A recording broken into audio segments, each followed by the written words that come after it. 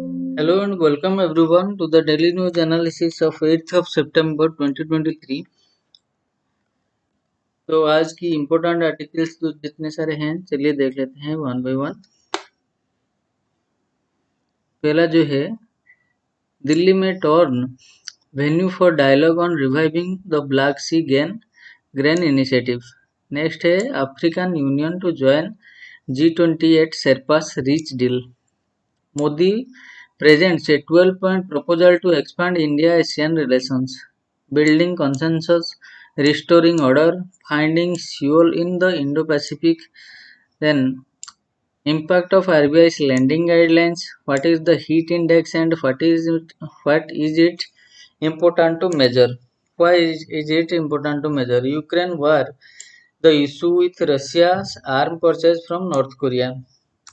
At G20, Japan backs India, not China, as bridge to global south.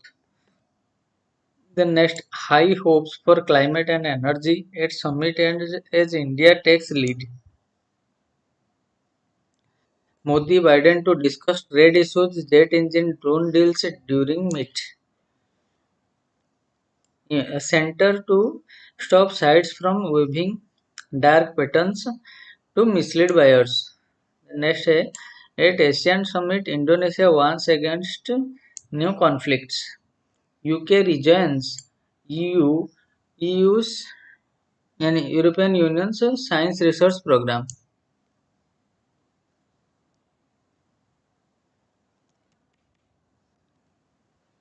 तो पहला article है दिल्ली में turn venue for dialogue on reviving the Black Sea grain initiatives.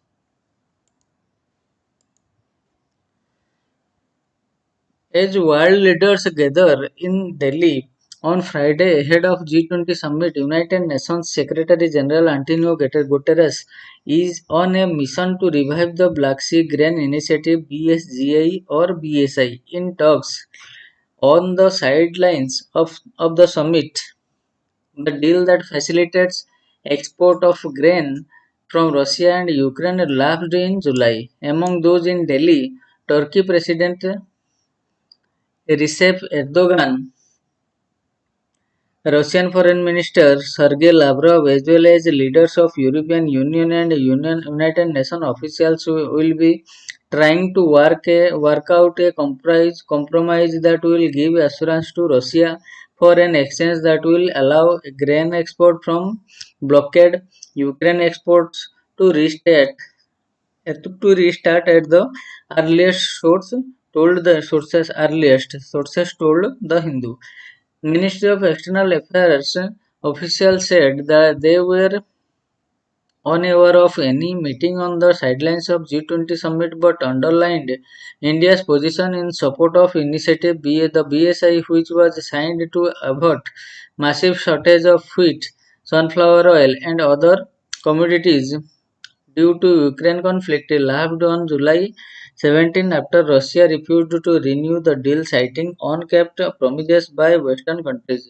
On Thursday, Mr. Guterres said the United Nations was deeply engaged in resolving the issue that would mean giving Russia more access to financial market despite United European Union and United States sanctions, and in return receiving guarantees that Russia will not threaten or bomb Ukraine ships or ports exporting grain.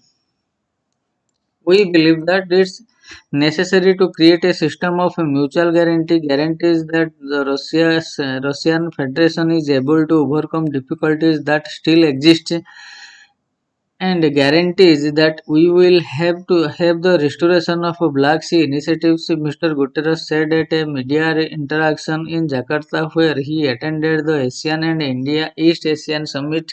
Mr. Erdogan will be in days days after his Russia visit and is expected to take his decision on reviving the deal forward during his meeting in Delhi. At Turkey, we believe that we will reach a solution that will meet the expectations in a short time, President Erdogan said in Sochi after meeting President Putin.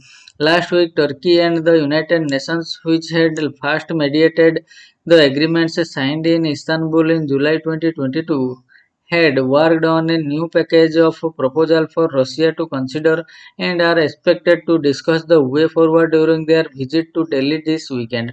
The BSGI consists of two agreements, one signed by Russia, Ukraine, Turkey, and the United Nations for the resumption of export of grains, other foodstuffs, and fertilizer, including ammonia, through a safe maritime humanitarian corridor from three key Ukrainian ports,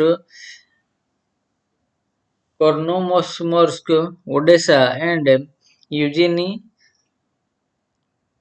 Pivdeny.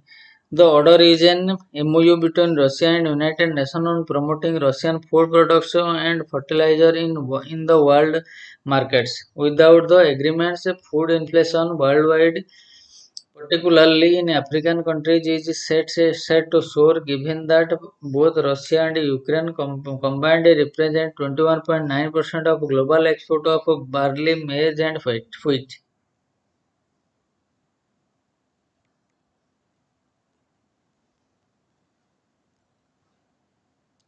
Then next we have African Union to join G20 as surpass reach a deal. Membership of African Union in the grouping appears to be a major breakthrough with both Russian and Chinese officials backing the move. It is unclear whether the forum will be renamed G21.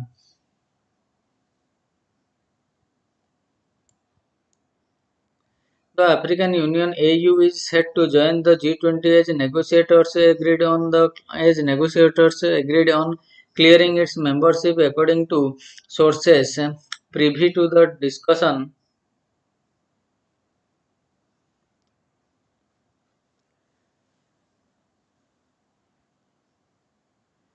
At the Sherpa meeting at a resort outskirts of Delhi. This will mean the 55 member AU will join the European Union as the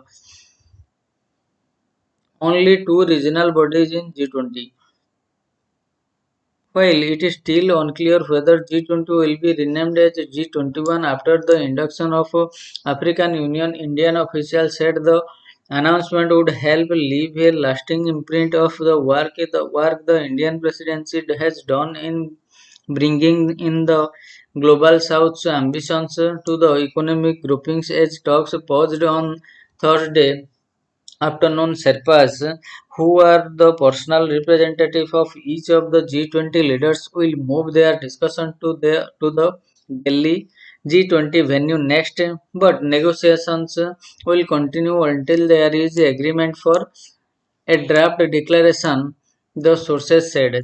No G20 summit has ended without a joint statement, and Indian officials who hope to avoid such an outcome say they hope to fill the gap by the time the summit ends on Sunday afternoon. Much of the effort is on resolving the geopolitical issue. Paragraph one of two paragraphs that were agreed to in the Bali G20 document last year that Russia and China have opposed in the Indian draft.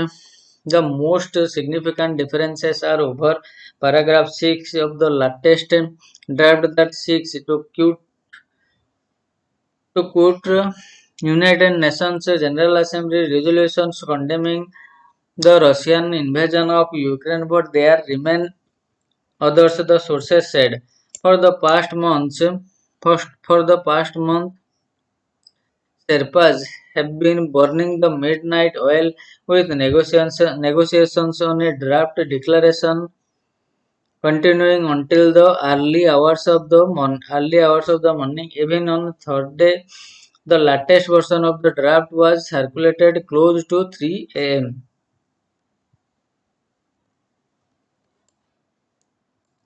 The sources said that while most ground has been covered in the past few days, differences remain in the language over climate financing and debt restructuring as well. In addition, the developing countries continue to push back on deadlines to phase out fossil fuels and cut carbon emissions in particular. China's delegation has been opposed to many of the wordings and initiatives proposed by India, with more than one diplomat represented at the meeting, speaking about the constant confrontation going back and forth between the Indian and the Chinese delegates. Membership of African Union, however, appears to be one point of agreement, and both Russian and Chinese officials on Thursday backed the move, even as they appeared to claim credit for it. Chinese Foreign Ministry spokesperson Mao Ning told reporters China is the first country that explicitly expressed its support for African Union's membership in G20 at the China-Africa leaders dialogue last month. President Xi Jinping again stressed that China will work actively to support African Union's full membership in the G20. China and the African Union are important partners in building a high level China-Africa community with a shared future and safeguarding international fairness and justice. China supports the African Union in playing a bigger role in global governance, Ms. Mao said.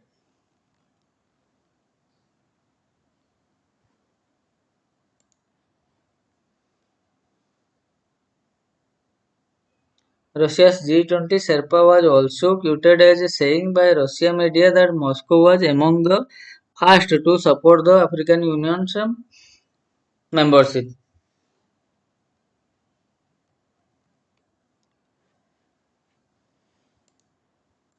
Then next, Modi presents a 12-point proposal to expand India-ASEAN relations.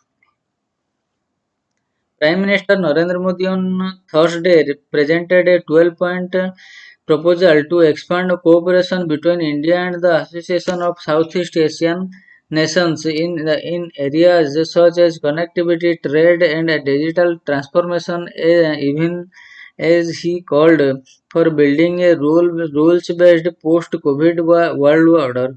At, at the annual Asian Indian Summit, Mr. Modi also announced the establishment of a multi-modal connectivity and economic corridor linking Southeast Asia, India, West Asia, and Europe, and offered to share New Delhi's digital public infrastructure stack with ASEAN partners. The proposal included the Prime Minister's call for a collective fight against terrorism, terror financing, and disinformation, and for raising issues being faced by the global south in multilateral fora.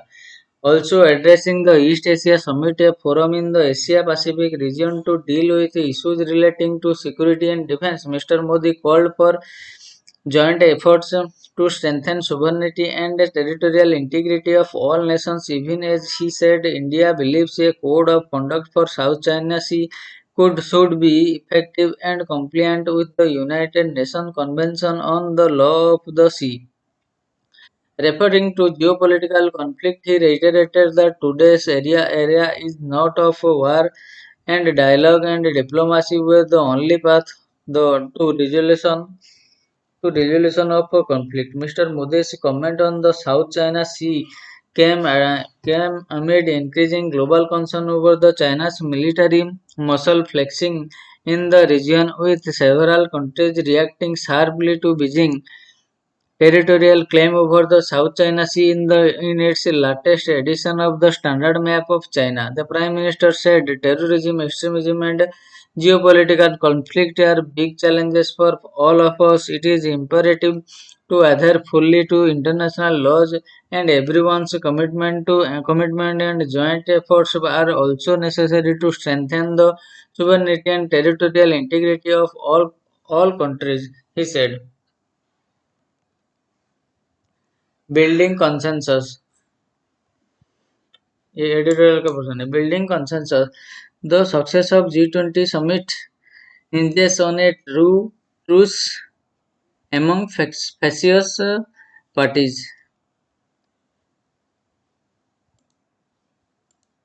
India's big moment as host of G20 summit will arrive this weekend as world leaders gather in New Delhi for the main event marking the year of its presidency. The group is seen as a more elegant, egalitarian version of G7 as it includes the leadership of developing world and is now the preeminent forum for global economic cooperations. At the start of its presidency last December, it was clear that hamstrung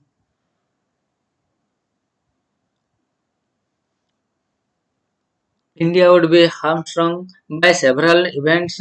The global economic headwinds exacerbated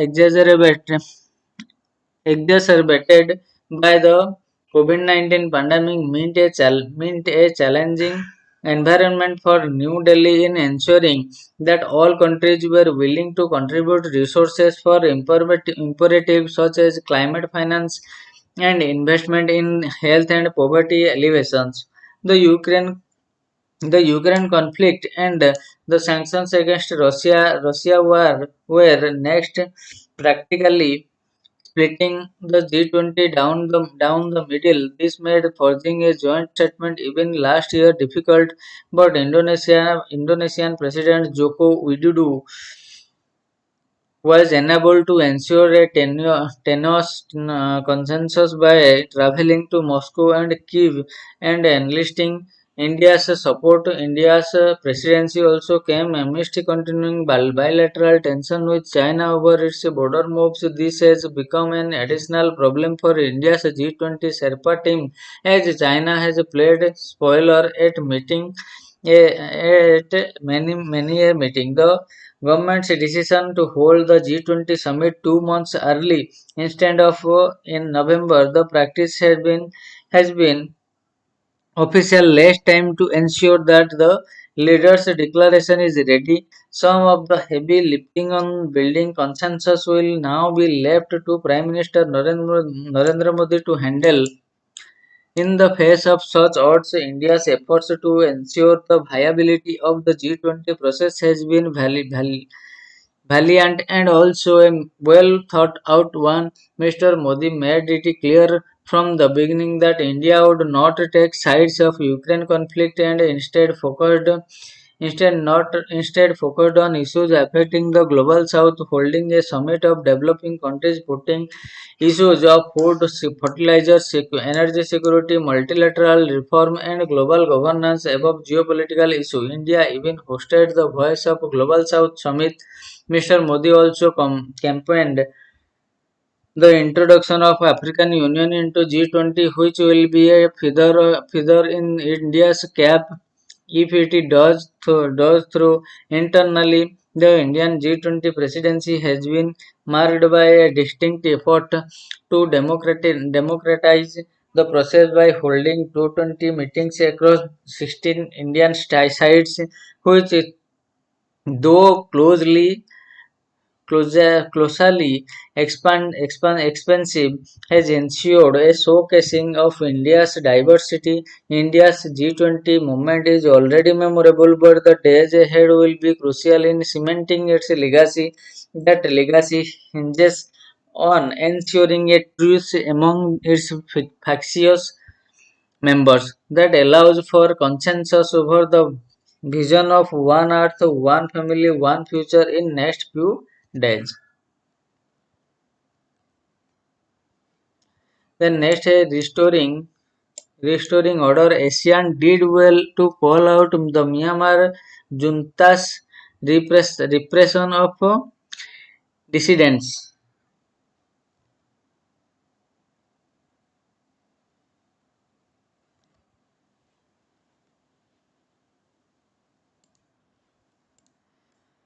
The 10-member Association of Southeast Asian Nations (ASEAN) has finally shown the courage to call out the junta in Myanmar for the ongoing violence and its failure in implementing the 5-point consensus that was reached between the two sides aimed at addressing the post-coup crisis in the country. Myanmar has seen a security and economic decline ever since the military ousted the democratically elected government of Aung San Suu Kyi in February 2021 under the ASEAN Plan released in April 2021. The junta had promised to stop the violence and start inclusive political dialogue, but has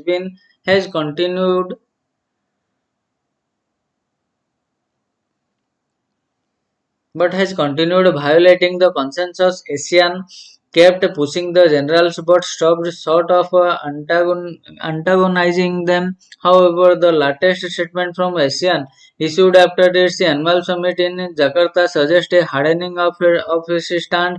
It has strongly condemned the continued acts of violence and directly urged the armed forces in particular and all related parties concerned to stop targeted attacks on civilians. The grouping has also decided to deny Myanmar the bloc's chairmanship, which it was to assume in 2026. The Philippines will now take over as the chairmanship goes in alphabetical order, and Myanmar will have a long wait ahead. The military, unlike earlier when it saw oppositions from democratic forces, is now facing enhanced pressure following the civil war. The opposition has formed a national unity government with a military wing that has joined hands with some ethnic separatist groups, thus posing a challenge to the junta. The military is still in control of most of the population centers, but at a huge cost. A recent report by United Nations investigator has said that the military regime has been committing war crimes that include executions and sexual violence. More than 2 years of conflict have left about 80 million people in need of humanitarian assistance and displaced 2 millions. The military has also killed thousands of indiscriminate attacks on rebels and civilians, but despite this disproportionate use of violence, the regime has been unable to stifle dissent. In August, the military drew condemnation from the United Nations Security Council on relating violence. Now, with the Asian move, it is evident that the regime stands isolated while the domestic situation remains untenable. It is not clear whether a tough stance by ASEAN will have any immediate meaningful impact on the regime's behavior, but the bloc, which has leverage over the country, should continue to push the generals to end the violence and start talks. The only solution to the multiple crises Myanmar is facing is the resolution of a legitimate, responsible, and responsive regime.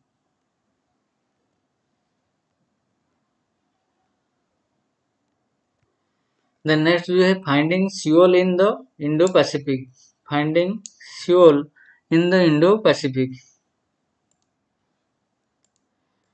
The historic Camp David summit in August this year among the leaders of the United States, Japan, and the Republic of Korea uh, marks the new beginning of the strategic partnership among the three traditional allies is India and ROK, Republic of Korea. Commemorate the 50th year of their diplomatic relations, the Camp David summit, and a refreshing new strategy thinking in Seoul offer a unique opportunity for New Delhi to reimagine its relations with South Korea, especially in the Indo-Pacific. Along with Japan and the US, ROK has the potential to emerge as a key piece in India's Indo-Pacific strategy. It is, however, important to view the prospects of the India-ROK strategic partnership in the broader context of the recent geopolitical development in the East Asian region. Here is an outline of some of them.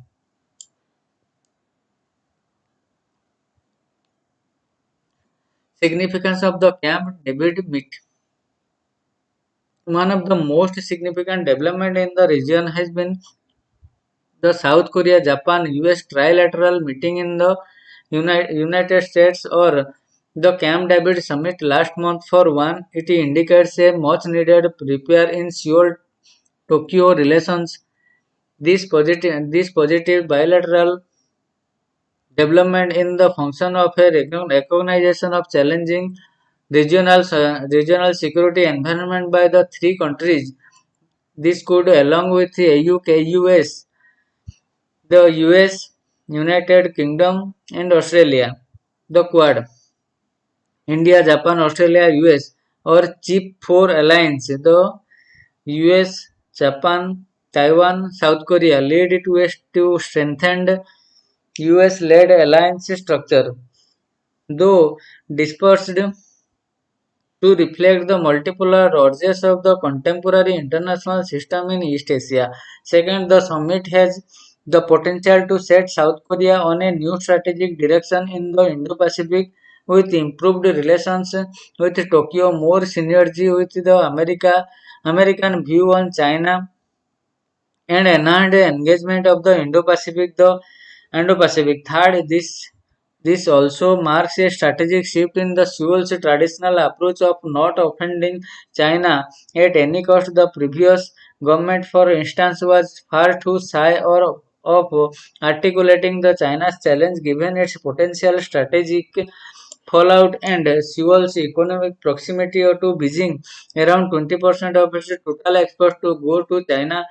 The new thinking appears to indicate the view that trade dependence on China does not mean positivity towards a growing Chinese military presence in the region. Fourth, there is today a keen desire in ROK to join the Quad grouping. Seoul has wanted it for some time, but it was unsure whether Tokyo would support its bid given lingering bitterness from historical memories. The Camp David summit may have changed that, and it is possible that South Korea might apply for a membership in a Quad Plus next year. Finally, there is a new policy enthusiasm in Seoul today. President Yoon Suk Yeol has declared that the main goal of his foreign policy would be to make South Korea a global pivotal state. The country's engagement of the US and Japan support to Ukraine articulations of the China challenge and a desire to play a bigger role in the Indo-Pacific underline these new versions. This geopolitical context provides a unique opportunity for India and ROK to enhance their strategic partnership in the 50th year of their diplomatic relationship. There are a number of reasons why ROK is a natural partner for India in the Indo-Pacific. For one, ROK's location in the Indo-Pacific close to China, while being a US ally, provides India with a like-minded strategy partner.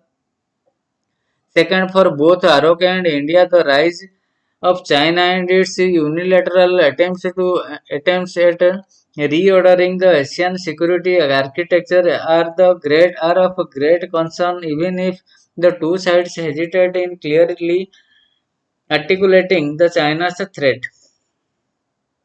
Third, for India, Seoul can be an important regional partner at a time when India is closer to US than ever before in its history and is concerned about Chinese intention and power like never before in history.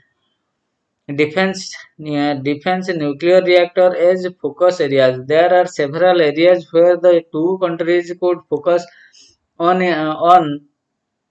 in order to strengthen their relationship at the political and diplomatic levels. The two sides should consider establishing an annual summit at the level of a foreign minister and a 2+2 format dialogue. India currently has 2+2 dialogue with the US, Japan, Australia, and Russia.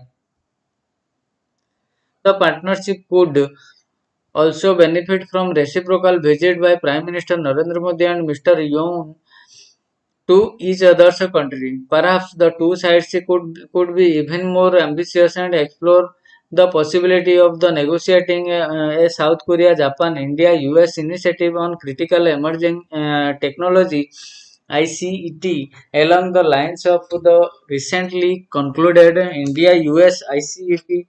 Defense is another area where they could strengthen their relationship. South Korea's willingness and ability to cater to India's defense needs will be within the ambit of India's Make in India program must be utilized. The K9 Bhajra, a 155 millimeter self-propelled howitzer built by L&T with technology from South Korea's Hanwha Defense is an example in this regard. South Korean built K2 Black Panther tank could also be co-produced in India for the Indian Army or third countries.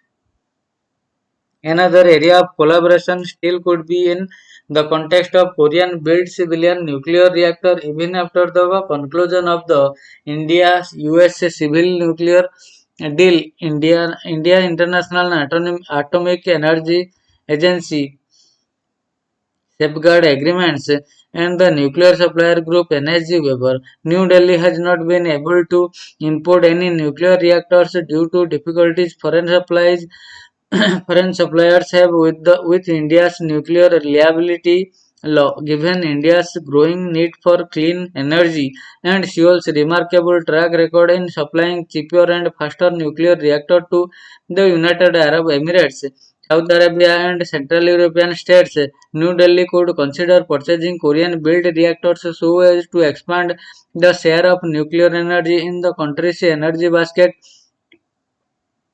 If indeed Seoul is open to working within the Indian liability law and the subsequent assurance given by the Indian government are okay with a new strategic outlook and along with the US, Japan, Australia is uniquely pledged to help India advance its interest in the Indo-Pacific.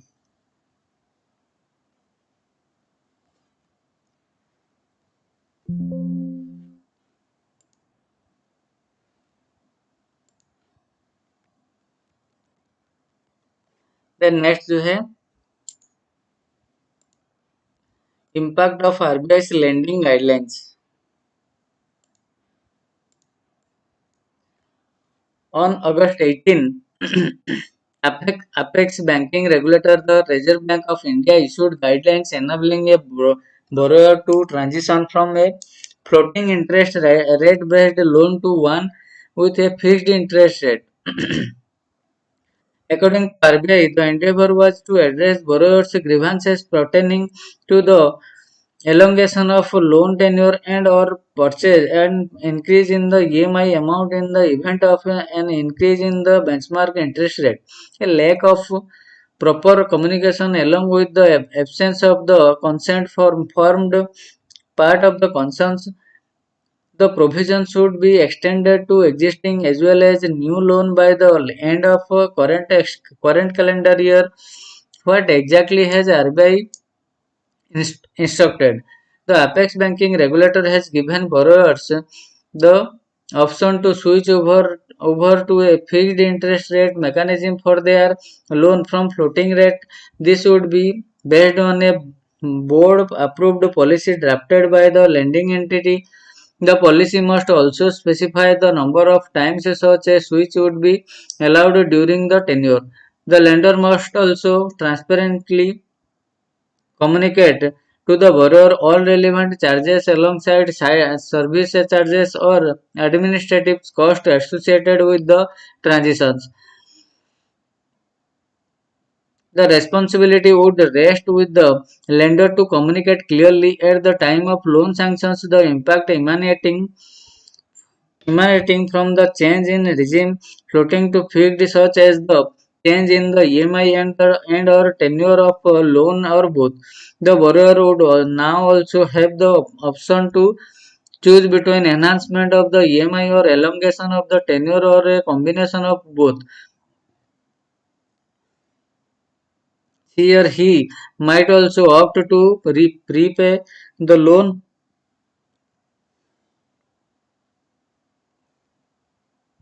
either in part or full at any point during the tenure. This would, however, still invite foreclosure charges or prepayment penalty.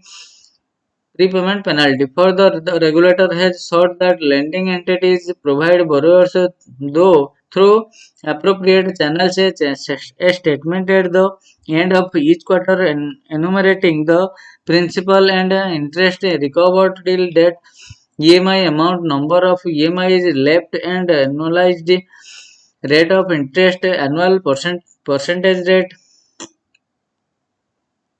for the tenure of the loan. RBI has asked for the statement to be simple and easily understood by the borrower.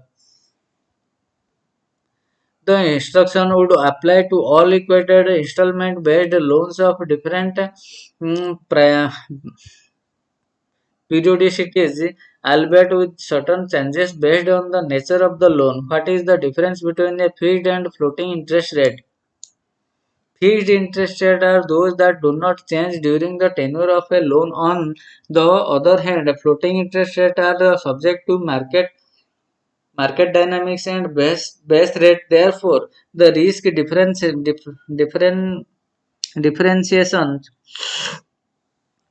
is also contended by several lending entities. Floating interest rates are generally lower than fixed interest rate. For example, if the floating interest rate for home loan is 10.5%, the fixed interest rate would be 12%. Lenders argue that even if the floating interest rate were to rise up to 2.5%, 2.5 percentage point, the borrower would be able to save more money when it is below the fixed rate. It has been widely argued that their preferences for floating rate based regime is to be better adjust their positions as per the evolving market dynamics. The advantages are transmitted onto the borrower's savings pool, but the opposite also holds true in a rising benchmark rate regime. Also noteworthy in the fact that the floating interest rate loans do not draw any prepayment penalty, unlike fixed rate loans. However, the fixed rate based regime endows a borrower with greater certainty and security. This also helps in better planning and structuring the individual budget. Thus, prospective borrowers should note broader evolving economic dynamics and accordingly decide the tenure they seek.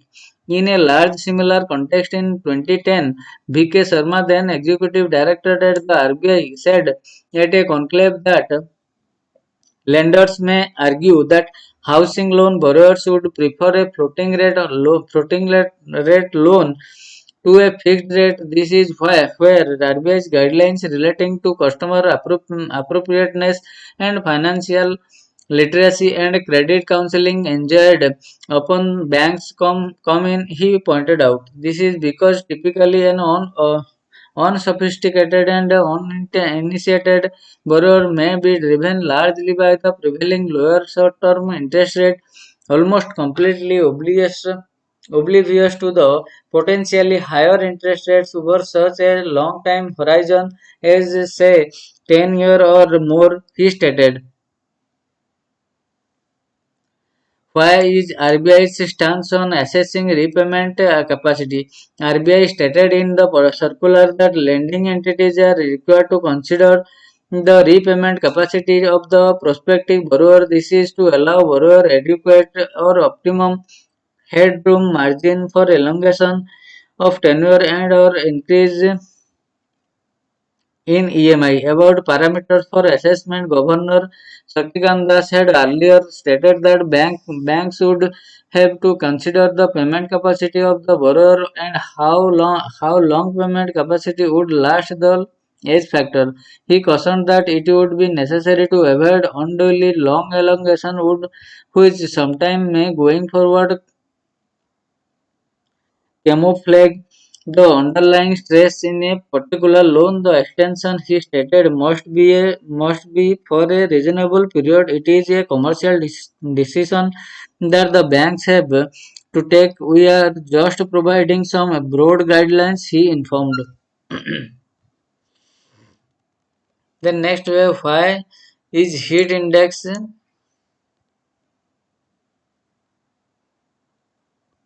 What is heat index and why is it important to measure?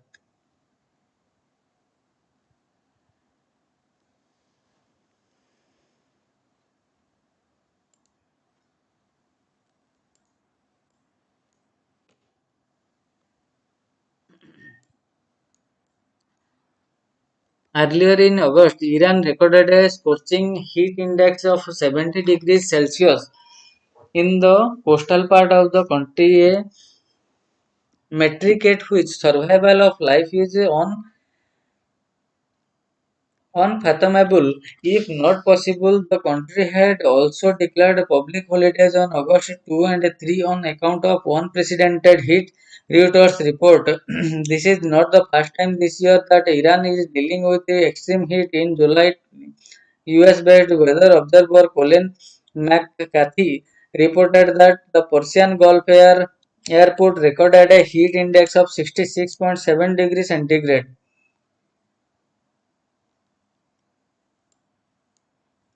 What is heat index? Heat index is also known as apparent temperature, is a measure of how the temperature feels to humans.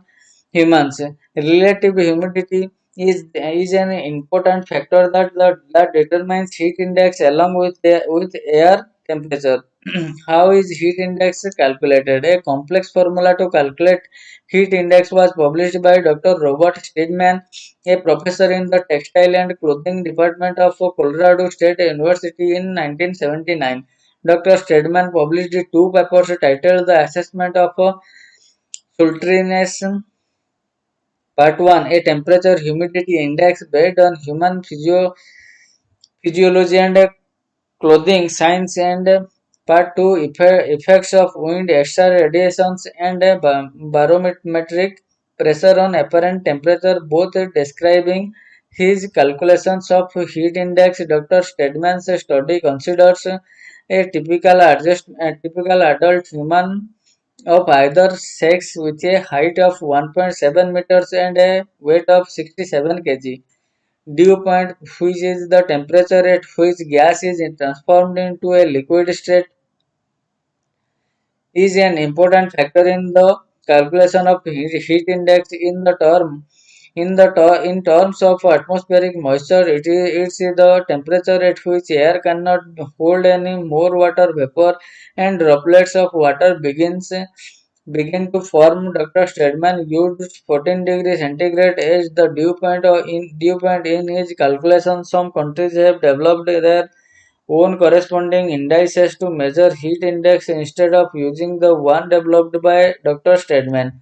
Is it important to measure the heat index? Hot air can hold more moisture than cold air. Therefore, when temperature rises, the air's capacity to hold moisture also increases, thus affecting the apparent temperature or heat index. Humidity is higher during heat waves, which is why the heat index at the time is usually higher than just the temperature, because humid air can feel hotter to humans. How does high humidity impact the human body? High humidity can High humidity can lead to heat stress, meaning the body is unable to get rid of excess heat. Humans usually maintain a core temperature in the range of 36.1 to 37.2 degrees centigrade. When the body is unable to get rid of excess heat, the heat rate increases due to a rise in the core temperature, leading to heat related exhaustion and rashes. Among other symptoms, it can also be fatal if not addressed promptly.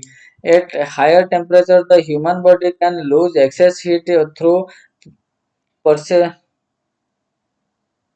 perspirations and cool itself. But when humidity is high as well, it is difficult to sweat and then For that, sweat to evaporate because the air around is already saturated with moisture.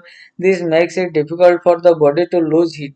On the other hand, if the humidity is low, evaporation of sweat is easier, thus making the apparent temperature feel close to the actual air temperature. This is why a measure of heat index is more useful than just the temperature to gauge the impact of heat on humans.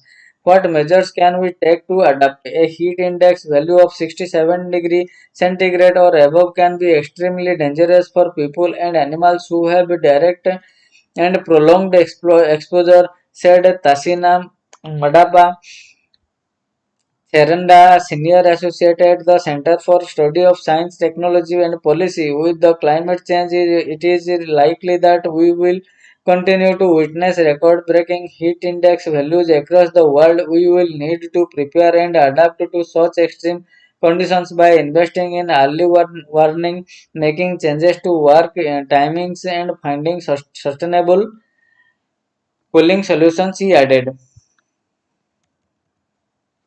The next, Ukraine war, the issue with Russia's arm purchase from North Korea. US National Security Council officials John Kirby noted on August 30 that arms transfer negotiations between North Korea and Russia are actively advancing, and as the Russian President Vladimir Putin seeks to feed his war machine, under an array of Western-led sanctions, Russia and its military contractor, the Wagner Group, have already alleged turned into Pang- Pyongyang for artillery shell and what has been reported as infantry rockets and missiles in the past year. While these shells and a flourishing business relationship with North Korea may have an important impact on the battlefields of Ukraine, may research on North Korea's arms trading and procurement network suggests that the Democratic People's Republic of Korea is likely to seek technology from Russia in exchange. This would be a huge boost to the DPRK's weapons program and at the same time greatly to the detriment of United Nations sanctions regime that seeks to limit those programs. Flourishing military relationship. Recent development have suggested a burgeoning arms trading relationship between despite denials from North Korea and the recently deceased Wagner Group owner Yevgeny Prigozhin. In September 2022, the US suggested that the DPRK was supplying Russia with artillery shells in significant numbers, and in January 2023, 2 months after North Korea allegedly supplied the Wagner Group with the battlefield rockets and missiles.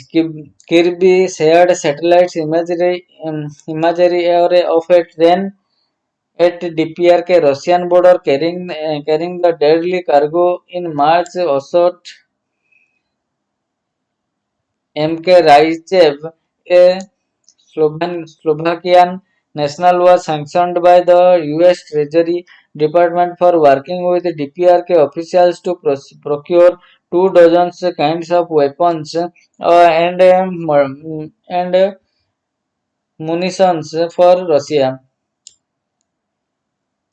This suggests that the two countries have several avenues of contact. In July, the US sanctioned North Korean arms dealer Rim Yong Hyuk for facilitating unspecified arms transport to the Wagner Group. In a 2019 United Nations report, lists an individual with the same name having been the deputy representative of North Korean arms trading company Korea Mining Development Trading Corporations in Syria. This is a threat in which the Wagner Group has operated extensively, suggesting this may be where at least one arms trading connections was forged. Both in arms, it was, however, the visit of Sergei Shoigu, Russia's defense minister, to Pyongyang. That was the most significant sign of a flourishing relationship. Shoigu in town to mark the 70th anniversary of the Korean War armistice was front and center of the celebration, attending a military parade and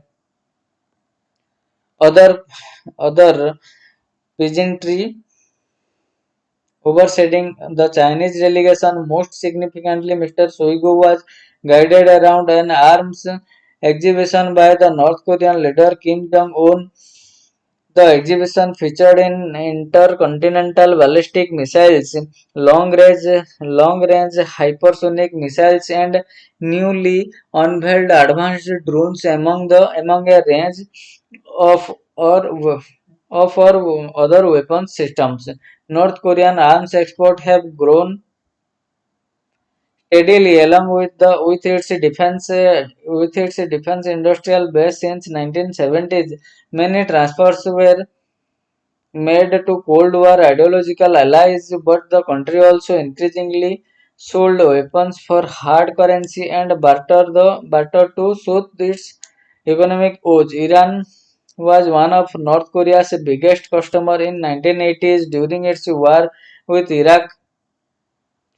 Since 2006, the country has been under an increasingly complex regime of United Nations sanctions imposed to counter the DPRK's weapons of mass destruction (WMD) programs. The United Nations arms embargoes have prohibited the import of a major weapon system from North Korea from 2006 and the import of all the arms from North Korea from 2009. Russia and United Nations Security Council permanent member with veto power actively endorsed the creation of the DPRK sanctions regime for more than a decade, though through its vote for sanction resolutions. The most recent package of sanctions was passed in 2017, but the country's implementation of the sanction regime alongside fellow permanent Security Council members China has been far from assertive. There is little evidence of Russian government action against North Korea's procurement network in Russian territory. Indeed, both countries have increasingly dragged their feet over further sanctions resolutions. Pyongyang, Hungary for tech. Clearly, Russia stands to benefit on the battlefield in Ukraine, but its purchase will undermine the North Korea sanction regime and help to generate revenue for Kim regime.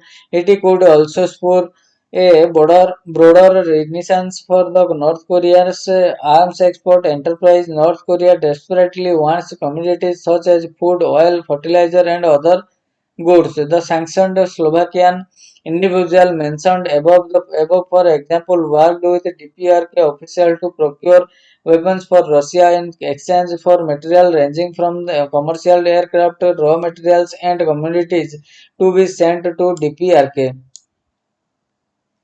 But more worrying than sanctioned commodity, North Korea has long relied on arms sales to fund its development, including its nuclear and long-range missile programs. This has been termed proliferations financing. Great efforts have been made by civil society to encourage the government and the private sector around the world to implement United Nations sanctions. Russia has a vast military nuclear and missiles industrial complex which although much of it is struggling because of sanctions could provide Pyongyang with much needed technological fruits. While evidence of state sanctioned transfer of WMD sorry WMD technology by Russia is scant. Changing circumstances could potentially affect this. Russia has shown itself to be a bountiful market for North Korea procurement. A 2022 United Nations report highlighted the role of North Korean diplomats in Moscow in procuring a range of technology for ballistic missiles and even attempting to procure 3,000 kg of steel for North Korea's submarine program between 2016 to 2021. The irony of Russia's new interest in North Korean weaponry is that historically, alongside China, Moscow was North Korea's top arms supplier before the sanction era. It is also more broadly bankrolled in the North Korean regime, though through aid before the collapse of communism and the end of the Cold War. If Moscow does move towards becoming a regular customer for an embargoed North Korean arms, it will help Putin sustain his illegal war on Ukraine. But the potential technological payoff for Pyongyang could pose longer-term hazard for the world and must also be considered.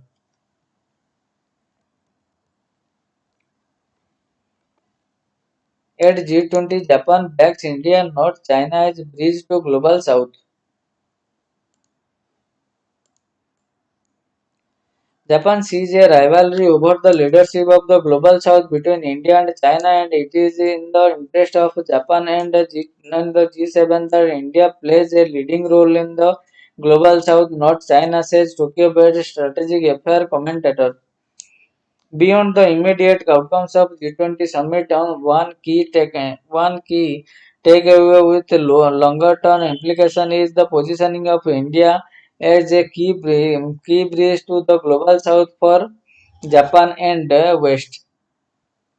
In the view of Japanese experts, Japan sees a rivalry over the leadership of the global south between the India and China, and it is in the interest of Japan and the G7 that India plays a leading role in the global south, not China, said Hiroyuki Akita, Tokyo-based strategic affair commentator at Nikkei in an interview with the Hindu. Mr. Ankita said that was one of the key issues for for Japan in the lead up to this year's G20 so much so that Prime Minister Fumio Kishida had invited Prime Minister Narendra Modi to the May meeting of G7 countries Canada, France, Germany, Italy, Japan, and the UK and US in Hiroshima. As chairman of G7 this year, it's been a priority for Japan to collaborate with India as a bridge to narrow the divide on many issue between G7 and G11 that is the rest of the G20 except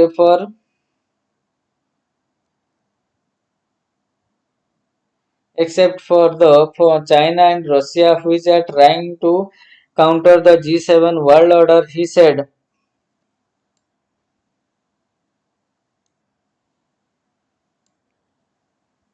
The approach has been to find shared interest and common grounds on not on values that can divide, but on issues such as transparency and sustainability in investment, dealing with debt crisis and climate financing, key issues that will be reflected in the G20 outcomes.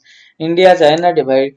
The negotiations in the lead up to the summit have brought into sharp focus a widening India-China divide on multilateral and global issues, worsening relations in the past 3 years amid the ongoing line of actual control crisis have coincided with widening positions on multilateral issues that both countries had a decade ago worked together on, such as climate change, an issue that has now largely faded from the bilateral agenda as well.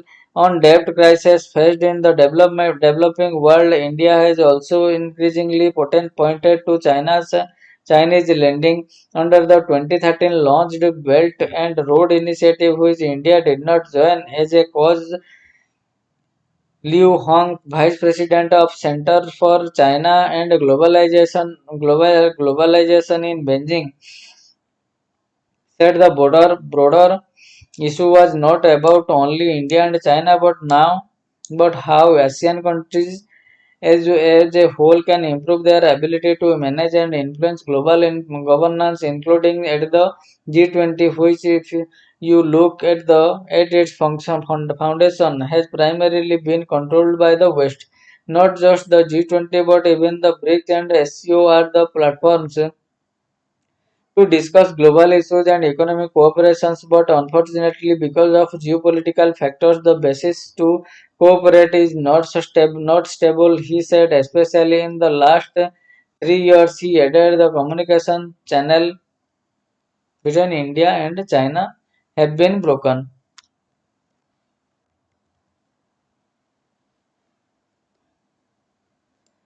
Then it's high hopes for climate and energy outcomes at summit as India takes lead. As leaders gather for the G20 summit in New Delhi, experts on Thursday said securing consensus on multilateral development bank reforms and adopting rigorous rigorous language regarding the phasing down of fossil fuel could enhance India's leadership role.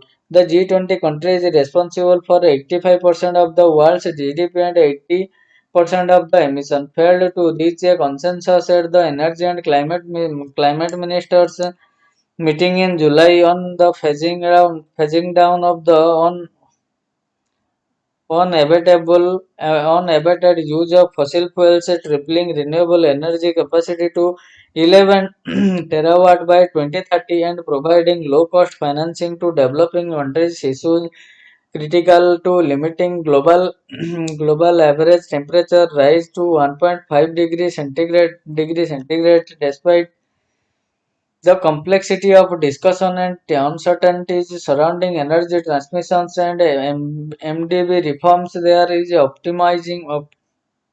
optimism that the summit's leader can find a minimum consensus to demonstrate unity. India hopes to get the governments to agree on a fossil phase down. However, if this does not find place in the final text, there is a risk of backsliding on the coal phase down agreed upon at the Bali summit last year. At the G20 Energy Ministerial Saudi Arabia led opposition to fossil fuel phase down efforts, while G7 nations had earlier committed to accelerating the phase out of fossil fuels. A1 Sultan Al Jaber, the president of the next United Nations climate talks, has stressed that the phase down of the fossil fuel is inevitable but contingent upon a substantial increase in the renewable energy capacity worldwide. Experts, however, anticipate limited progress on fossil fuel discussion at the G20. R. Rasmi, distinguished fellow and program director at the Energy and Resources Institute, said on the issue of fossil fuel, it is unlikely that there will be any language addition to what was agreed in Bali due to lack of global advancement and concrete actions. Despite India's push on technology, hydrogen blue economy and circular economy, T. Jayaraman, senior fellow climate change at the MS Swaminathan Research Foundation, said that considering the vast diversity within the bloc spanning from the lowest emitter India to the highest emitter the US, any global targets set at the G20 must account for this differentiation and acknowledge varied national circumstances explicitly in terms of actual numbers at 2.4 TCO2e carbon dioxide equivalent. India's per capita greenhouse gas emission is far below the global average of 6.3 TCO2e.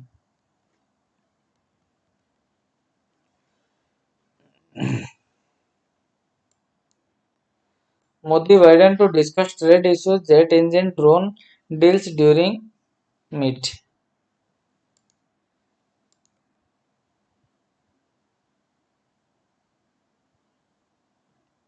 Progress on the deals for jointly manufacturing jet engines in India, sales of MQ-9B armed drones, civil nuclear liability, and trade are expected to be issues on top of the agenda as Prime Minister Narendra Modi and US President Joe Biden hold bilateral talks late on Friday, a day before the G20 summit. Further discussions as well as some of the deals are expected in January when Biden is likely to visit India. High technology cooperation under the initiative on critical and emerging technology will also be reviewed following up on the announcement from Mr. Modi's state visit to Washington DC in June. Official sources said the meeting is an opportunity for the two leaders to discuss the situation in Ukraine, US-China relations as well as India-China relations and the situation along the line of actual control. A source said the India-US nuclear deal and the civil nuclear liability agreement will be discussed as well as announcement on the new investment. Sources added the leaders are likely to discuss outstanding trade issues given that the US has dropped most World Trade Organization causes against India in the past few months, and India has moved on dropping traffic increases against the US on certain commodities. In particular, Mr. Biden has been keen to see India join the Indo-Pacific Economic Forum's trade pillar launched in May 2022, which India has so far stayed away from. I think there is a desire and a good possibility of India joining IPEF trade pillar, but we should not settle for bringing it back to where it was 4 or 5 years ago. I think we have a higher ambition for where we can go, and you will see record trade, I believe, in the next 12 months, given the reduction in tariff. US Ambassador to India Eric Garcetti, who told the Hindu, however, he did not to hold out much hope that the US would restore India's GSP special status for export that was revoked in 2019 as it needs congressional approval. Congressional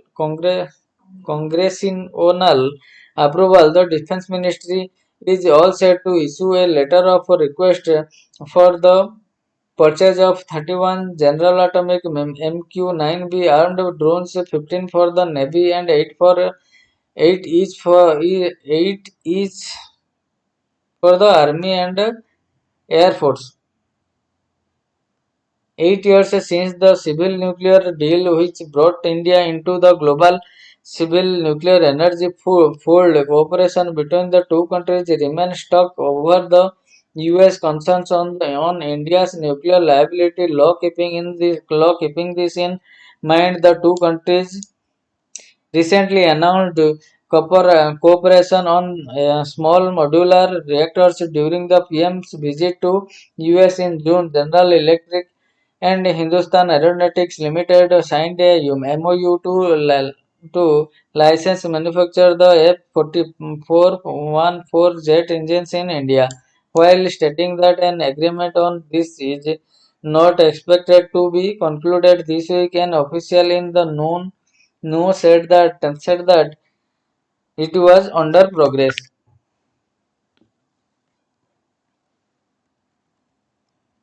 They center to stop site for weaving dark pattern to mislead buyers.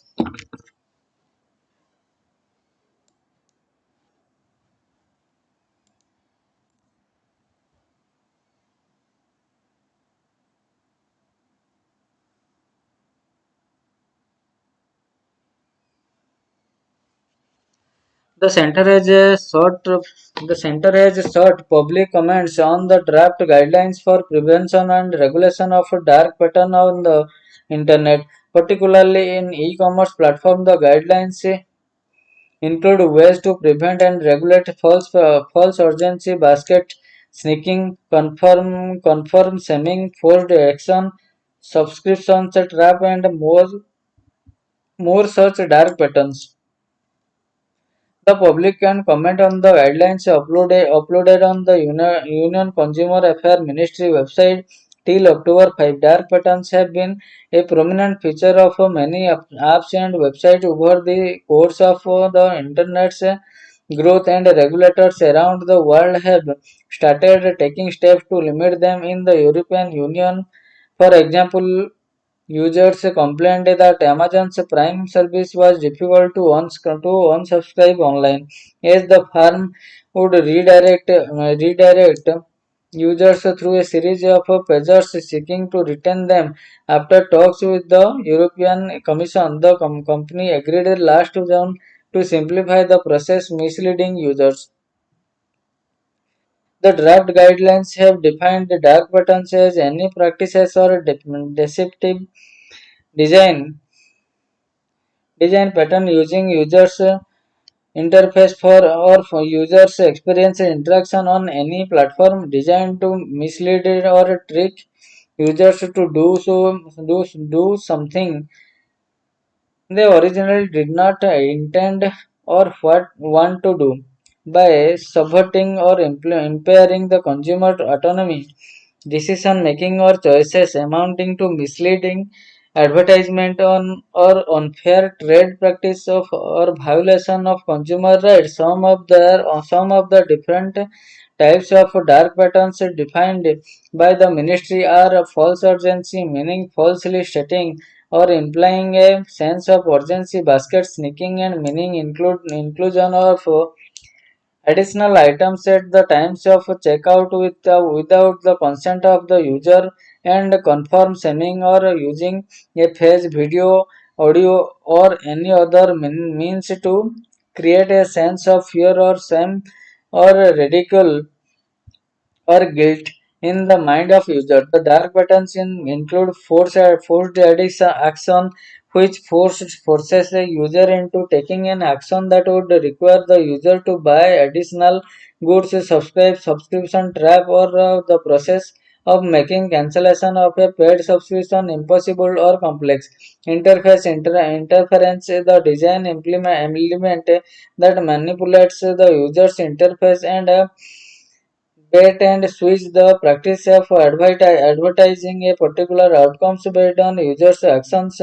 Drip pricing is another such practice whereby elements of price are not revealed on upfront, and disguised advertisement and nagging have been defined by the ministry in the guidelines. Guidelines would be made applicable to all the persons and online platforms, including sellers and advertisers, the ministry said in a release.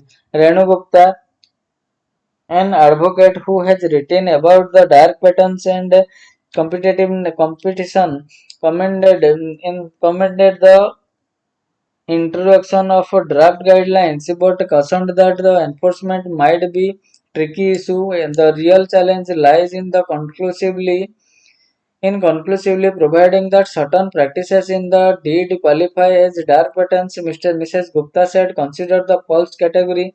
For instance, how will a regulator determine if a hotel or platform claiming only two rooms remaining book now is genuinely providing accurate data or misleading users due to a lack of context, Mrs. Gupta said.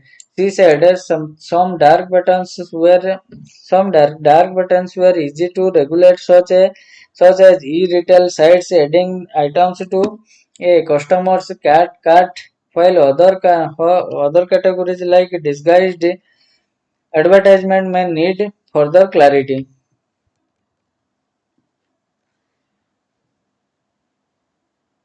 At Asian Summit, Indonesia warns against new conflicts.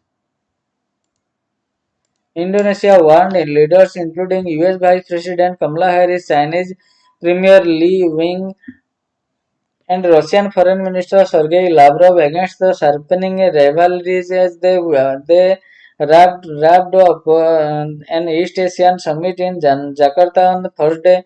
The meeting brought Washington and Beijing in contact Day after Mr. Lee warned major powers must manage differences to avoid a new Cold War, and ahead of G20 summit in New Delhi this week that Chinese President Xi Jinping will miss interaction between the officials from the world's top two economies are being closely watched as they seek to control tensions that risk flaring a new flaring a new over issues ranging from Taiwan to ties with Moscow and the Commission competition for influence in the Pacific. Every leader has an equal responsibility to not create a new conflict, to not create a new tension, and at the same time, we also have a responsibility to lower heated tension. Indonesian President Joko Widodo, chair of the Association of Southeast Asian nations, ASEAN said in closing remarks, Mr. Harris spoke about Russia's illegal invasion of Ukraine, maritime challenges in the South and East China Seas, and the growing threat of North Korean missiles program. Daniel Crittenbrink, U.S. Assistant Secretary for East Asia and Pacific Affairs, told a briefing Thursday's 18 nations summit was the first time top U.S. and Russian officials have sat around the same table in almost 2 months after U.S. and European officials commended Mr. Lavrov at a July ministerial meeting over Russia's invasion of Ukraine. Mr. Lavrov spoke of the risk of the militarization of East Asia, accusing the NATO alliance of moving into the region, Russia's foreign ministry said. Then आज का last article है UK rejoins science European union से science research programme. Britain is rejoining the European Union's $100 billion science sharing program Horizon Europe. The two sides announced on Thursday, more than 2 years after the country's membership became a casualty of Brexit. British scientists expressed relief at the decision, the latest sign of thawing relations between EU and its former nations. After months of negotiations, the British government said the country was becoming a fully associated member of the research collaboration body. UK-based scientists can bid for Horizon funding starting on Thursday and will be able to lead Horizon-backed science projects starting in 2024. Britain is also rejoining Copernicus, the European Union space program's Earth observations component. The EU and UK are key strategic partners and allies, and today's agreement proves that point, said European Commission President Ursula von der Leyen, who signed off on the deals during a call with Prime Minister Rishi Sunak on Wednesday. We will continue to be at the forefront of global science and research. The European Union blocked Britain from Horizon during a feud over trade rules for Northern Ireland, the only part of UK that shares a border with European Union member the Republic of Ireland. The two sides have struck a deal to ease those tensions in February, but Horizon negotiations have dragged on over details of how much the UK will pay for its membership. Relations between Britain and the bloc were severely tested during the long diverse negotiations that followed Britain's 2016 vote to leave the European Union. The divorce became final in 2020, but relations still further under strongly pro-Brexit Boris Johnson. So this is all for today, and we will continue from tomorrow onwards. Thank you everyone.